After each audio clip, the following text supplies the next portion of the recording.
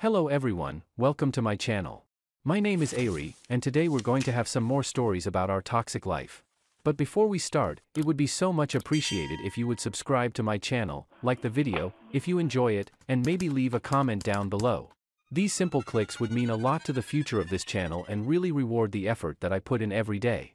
And now without further ado, let's go. Today's first story. In this story, a man met a woman who initially seemed genuine and loving but later discovered that she had married him for financial security during his battle with cancer. He confronted her and found her cheating on him. She sought financial help from her mother, revealing her superficial and manipulative nature. He posted a video online, which led to public shaming and potential legal consequences for her and her lover.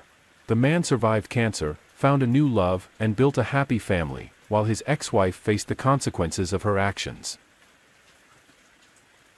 Now let's get into the story. My wife, 30, modeled from the age of 3 and participated in beauty pageants. When I first met her, 35, thought I met the rarest woman in the world. Beautiful, selfless, and genuine. She was so convincing. But now I know her mother raised her to be a manipulative, shallow dog. I found out my wife only married me to ensure her financial security. I had a small fortune to my name when I was diagnosed with cancer. My chances of survival were said to be very low. Even though I was extremely fit, healthy, I didn't believe this diagnosis. I believed in my ability to overcome the sickness and eliminate it completely. I continued dating, telling each woman I met about my diagnosis. Most women gave me a fun night, then admitted they couldn't commit to someone only to watch them die. But I knew I was going to survive. So when I met a beautiful woman that wanted to commit to me despite cancer, I was thrilled. I believed she had faith in me to overcome it. We got married after a year, which was faster than I expected, but I thought she loved me and I wanted her to be my wife before my time was up. Little did I know that shortly after that she would get short with me, even though she hadn't fully moved in with me out of her apartment. She did spend many nights at my house, but those became less frequent. I didn't have to ponder what to do for very long. I showed up at her apartment unexpectedly. When I arrived, I saw a different car and knew this was it. She was cheating. It hurt, but the whole time we dated, I had a little voice in my head that wondered if she was faking it all. I know I probably shouldn't have married her with that little voice, but I did. When I got inside with the spare key she kept in her car, I heard motion upstairs. I went up there and deliberately opened the bedroom door. They screamed and stopped doing the nasty. It was harder than I expected to handle my emotion seeing her like that with someone else. AP came at me, but she screamed for him to stop. He looked more like the man you'd expect my wife to be married to. He watched her, quite puzzled and angry, while she frantically explained to me that he meant nothing to her and she wanted to go home with me right now. She looked at AP with panic in her eyes, like she wanted to tell him she'd miss out on hundreds of thousands of dollars if he didn't play along.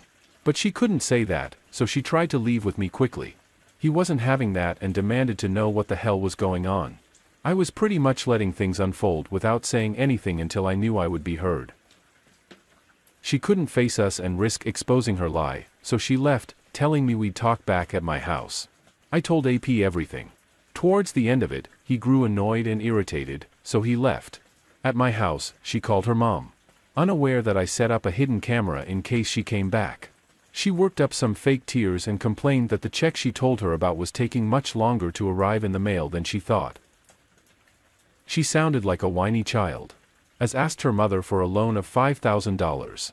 Her mom easily agreed and asked her how that nice man AP was doing. She said he was great, but he only got half the amount of money he expected from his last job. Her mother only talked about how her daughter deserved nothing but the best and that she shouldn't settle for anything that isn't good enough. While watching this video, I could not believe how shallow and pointless these women sounded. They were literally wastes of space. The only reason they made it so far in life was because they were beautiful on the outside. Everything was superficial to them, and they would lie to get what they believed they deserved, no matter what it did to other people. When I got home, she was gone, and I filed for divorce. But the best revenge I got was when I posted the video of her talking to her mom online. People pointed out that AP might have been committing insurance fraud too. Since she mentioned how he didn't get paid as much as he expected for his last job, maybe they were in on it together and AP was also acting. When I met him, I doubted this theory, but I did report it all to the police. With his information and the video I got, I never heard anything from the police. But hopefully, if they did this to other people in the past, they'll be stopped. But strangers on the internet weren't done yet. Strangers shamed my ex for being a pile of steaming crap. They couldn't believe this woman took advantage of me while I fought off cancer. She became famous as an example of what a woman should never become. She hated me. I ruined countless job opportunities for her. She was so recognizable as a terrible person that no company wanted her to advertise the product. She moved away and laid low, living a below-average, not-so-glamorous life. I'm proud to announce that I am a cancer survivor. And since all this happened, I've remarried and had a child. We run marathons together as a family, and it's a life I'm happy to be here for. Today's second story. In this story, OP has gone through a traumatic experience involving his wife's infidelity with his brother, leading to a divorce. He also discovered he is not the biological father of his daughter. The family dynamics are shattered, and the author is struggling with mixed emotions, including love for his ex-wife and a desire to start anew. Despite the uncertainty, he has chosen to focus on rebuilding his life and spending time with his son while leaving behind the family's inheritance. Now let's get into the story. I have been married to my wife for 15 years. I also have a son. My family consists of my mom, dad, sister, and younger brother. Last year, I found my wife crying in our bedroom. I consoled her and she told me she was pregnant. I was elated and explained to her that it was great news. The color of her face then changed and she told me it is and left the room. It was weird. During that time, I also found out that she spent an excessive amount of time on the phone. I took care of her alone and did the cooking and cleaning because the COVID situation was high so no one could come in here. She gave birth to a healthy baby girl who looked just like her mother. Adorable. Fast forward to last month and this month. My brother used to frequently visit us, which I thought was fine until it became every day. But hey, he's my baby brother. This month, we went to our parents to stay there for 2 weeks. I saw my wife getting awkwardly close to my brother. I was the primary breadwinner of both families. My father owned a few shops which were under my direct control. I am an investment banker and apart from this, we also have several houses that we rent out. So I stayed busy most of the time. But whenever I came home, I saw my wife and brother spending time together, which was weird considering she was close to my sister before. I also noticed my sister spending more time with me. I got the sense something was up and that my sister wanted to tell me something. I asked her several times, but she assured me everything was all right. Last week, my father asked me to spend some time with him fishing, just me and him. I agreed, during which he told me stories about fish and how he spent his time with his father here. He went on to praise me about how good a son I was and that he was proud of me. I sensed there was a bigger picture. He also told me that he's disappointed in my brother because he has no goal set, he doesn't work, does pot, smokes, and is an alcohol addict. My father wasn't very close to my younger brother, but my mom was. When we were leaving, he told me he has to go somewhere, then gave me the fishing kit and a small piece of paper. When I opened it, my entire world turned upside down. It was a DNA test. I'm not the father to my daughter. I rushed to my home, the family home. Everyone was there and confronted my wife and brother. They both accepted it and apologized to me, telling me it was a mistake. I further found out that it's been going on for a year and they both love each other. My wife consoled me by saying that she can't change what happened and she will always be sorry for me. I'm a perfect husband, father, son, but I couldn't be a good lover because I spent excessive time outside. I took her on vacation twice a year, date nights once or twice a month, and we got intimate 2 or 3 times a week. My sister chimed in and told me she knew but couldn't bring herself to tell me. Hearing the commotion, my mom came in with the baby. She explained to me that she can't change the outcome. My wife and brother already have a baby together and that my son grew attached to it. I should accept it and move on. I was the older brother and I should forgive them. I called her out and told her how can my own family betray me like that? I told my wife I don't need a wife for whom I have to compete with other men despite her being my wife. I then told her she will get the divorce papers and told my backstabbing brother that I always stood up for him and now he's the one to backstab me. My phone was blowing up. My father told me he is with me, but he can't say anything openly due to my mother. He told me that he's sorry. He told me he's sorry for being a bad father and said my mom knew about the affair but didn't speak about it. I told him I don't care. I don't need a family that stabs me in the back, and he can gladly cut me off from the family after the divorce. I haven't told her family yet. My soon-to-be ex-wife calls me every day, 100+ times, and says my son misses me. My brother hasn't reached out to me yet. My sister apologized to me, telling me she should have, but she couldn't be a good sister and that I am her role model. She is always proud to have me. I haven't replied to them at all. My mother called me to tell me we all make mistakes and we can be a family again if I decide to forgive. She hinted that my children need a father figure, and if I can't be there, there's my brother to take care of my family. She then told me the court won't give me custody, and if she stands up for them, things might go wrong for me. That infuriated me and I blocked her. I haven't talked to any of them in the past 2 days. Divorce can be expensive here, but it is what it is. I haven't told anyone about this, haven't slept well, and I can't eat anything. I feel like I've lost my reason to live in just a week. I've lost everything. My family, my wife and kids, my dignity, everything. I feel like dying because there is no purpose to my life. At least now I talked to the lawyer. The lawyer said I'd have to pay spousal support. Getting primary custody will be hard again. Divorce here is expensive. I'm looking at around $900 a month as spousal support for her and our daughter, and 50-50 custody of my son and half the assets. I also noticed I wrote DNA test. Sorry. It was a paternity test of my daughter and brother and it confirmed it. 99% update. This is a small update on my situation. I thought things would be better with time, but it instead turned worse. I left the house after finding out and got my finances in order, met lawyers, and started divorce proceedings. I got the papers this Friday. My wife came over and we had a talk. She told me she doesn't want a divorce for our son. She apologizes and acknowledged this is her fault.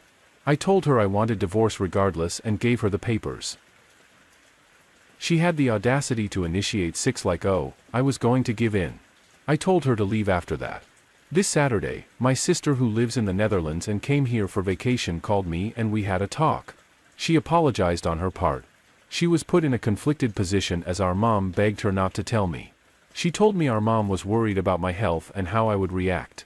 Also that my younger brother coerced my mom into doing this. Things got a little clearer after that, but regardless, it doesn't make me feel any better. I also met my son and spent the day with him on Saturday, taking him to a gaming zone that's really popular here. I told him what I planned.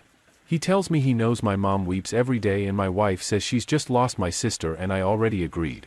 We are taking our names off from the family and we do not want any of the inheritance. I'm going to cut off myself from the family and move to a different country.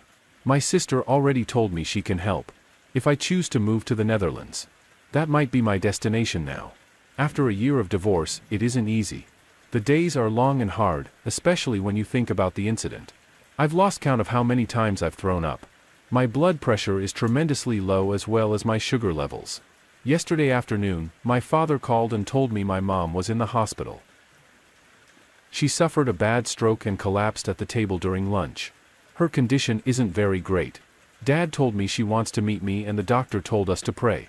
Her condition isn't good enough to get her discharged. My wife is handling everything for now. My brother is just visiting for a few hours and then leaving. My newborn daughter is with my wife in the hospital, along with my son and dad. My dad told me this might be it. He wants me to visit. I've told my sister she's conflicted about it, if I'm being honest. Part of me wants to visit her, but the majority part doesn't. She's my mother no matter what. But she chose to betray me. She chose to hurt me. She chose to support my wife instead of me. It wasn't the cheating that was bothering me. It wasn't that my wife slept with my brother and chose him over me. It was all the betrayals that my family did. It was that everyone knew and no one chose to tell me. It was that my own mother prioritized her other son and threatened to cut me off from the family. Now suddenly she's in the hospital and she wants to see me. Many of my relatives visited my mom in the hospital. Word of my wife's affair got out to a few close relatives. My favorite uncle absolutely destroyed her right in the hospital by calling her and my brother the most vile things. It took my teenage son to get my uncle into his senses and regain calmness. I've talked to a few friends. They're advising me to divorce, move on. Move to another country and settle down with someone else. I don't know anything. I don't have any plans. Because right now I just can't. I can't plan anything. I've talked to my lawyer too. He told me I can get my share of the inheritance if my mother didn't create a will. I can't get it if I resign my inheritance or if she cuts me off. Nothing of that sort happened. I don't have any interest in the inheritance, money, or family. I just want my son so I can escape this godforsaken family and just be sane. As for the paternity, it's going to be tougher than the divorce itself. Cheating isn't a deal breaker or trump card in most countries. But being a stay-at-home mom is and can destroy you in many ways. However, if I can leave my inheritance share, it might give me an upper hand and I might not have to pay spousal support. It all depends on mutual agreement. I found out I can also lodge a complaint in my country against an affair partner, which in this case is my brother. As my son is a minor. I can also get a restraining order against my wife and my brother for my son. Because of the use of alcohol. Drugs is frowned upon in my country. So I do have some hope. But currently I'm torn between my mother's condition. I can't believe what 3 weeks can do to you. It honestly is the lowest point of my life. The only thing that's holding me back is my son. Final update: I have a lot to say. I'm currently feeling nauseous. My hands are shaking as I type this out. I have a lot to say, but I can't. Today's Sunday. A good day. Today's the day my marriage finally ended. Our divorce was finalized today at the first hour, ending after nearly 16 years together. There are mixed feelings inside me. Part of me is glad and part of me is down. I love that woman. She was the second love of my life. She destroyed me. I have nothing to say to give you an update. Our custody arrangement is something like this. I'm the legal guardian of my son till he's 20. She's the legal guardian of our daughter till she reaches puberty. After that, till her marriage, I'm her legal guardian. My daughter will spend these few years with her, as she's really just 10 months old. But I can visit her whenever I want. Due in my country, a birth certificate is out after a child is a year old, so I have yet to sign for it. And I will sign. She is my daughter. I'll have to pay spousal support to her for 3 years. Child support will be provided until my kids are 18. I'm looking at 20% of my income, or around $1,000 if I put it out correctly altogether. Point of reference: we are from Asia, and $1,000 is worth a lot here. I don't have to pay alimony, just the amount known as Dean March. I didn't have to split assets, as infidelity is a big factor here, but I offered her one of my apartments. Not for her, but for my daughter. I want my kids to grow up in a nice environment, and although what she did was wrong, I can't put them in danger. Which is why I agreed to transfer one of my apartments to her name, so at the very least, they won't have to worry about housing. Her side of the family disowned her completely, so she will be living all alone. But her mom will be reaching out, and her sisters will help her out in taking care of my daughter. My ex-wife talked to me after our divorce. I could clearly see she didn't sleep. She thanked me for all these years together, asked my forgiveness, and this time I told her I did. We both wished each other the best of luck and ended things. I know she was sad and heartbroken. I was too. It was probably for the best. I resigned from my job. With the amount of property my mom inherited, the job wasn't necessary in the first place. I'm going to take a few months off now. When I signed the finalized papers, it was as if a huge burden just left my body. I'll be seeing my mom in a few hours and spend the night at my house. I remember I told you that I won't try dating. And my youth has passed. I'm turning 40 this year. Normally, 40 is a time when you begin to plan for your retirement and pave the roads for your kids. The new generation. But it feels like I'm going to restart at 40. I met a cousin of one of my friends on New Year's. She's 29. I was quite impressed with her. She's just ideal. Turns out she was the therapist I was looking for all along. And I can express it. I saw her again on January 14th at a festive. It ended up with us drunk and in bed. I'm not proud of that. I still feel guilty about it. We became friends. I found out she was going to get engaged, but her boyfriend died. It took 7 years for her to let go of grief. She tried dating in between, but it wasn't good. My wife knows of her. I don't know how she feels about her. We haven't slept or communicated about us recently. I never even asked her how she felt. It's all a mess. It's been 4 months, and within this time period, a lot has changed. My life changed. My son grew up and I'm proud of him. I mentioned before I originally had plans to visit the Netherlands, but I'm ditching it. This is the place where I was born. My forefathers were born and buried. My legacy lies here. I want my sons and their sons to know about their history and legacy, and I certainly don't see how I can achieve that in the Netherlands. My girlfriend I was talking about asked to visit, but I declined her offer. Tonight it's just going to be me. I bought some Jack Daniels. I don't know what lies ahead down the road. I don't feel better or worse. I'm just nauseous and I want a good sleep. I wish it was all a dream and I could forget it. I don't know if I will ever have a good relationship with my brother again. Or my mom or dad, or even my ex-wife. Things will never be the same again. I respect her as the mother of my kids. I will try and be there for her. My ex-father-in-law reached out to me. He told me he was sorry he couldn't be a good father to ensure their daughter's upbringing. Few things in life are meant to be that way. We spend time, money, and effort. And at the end, it isn't even our decision or choice that matters. Such are the sacrifices of both men and women. I admire people. I admire you guys who went through this traumatic period of life. Up until yesterday, there was a constant thought in my head if I made the right decision to divorce. That thought is still in my head. I don't know if I made the right choice. I don't know if I'll ever get over this betrayal. I don't know if I can start over. But for tonight, it's me. My son is with my mom. He will be staying there for the night. This is it, folks. This is it. Cheers to the road ahead.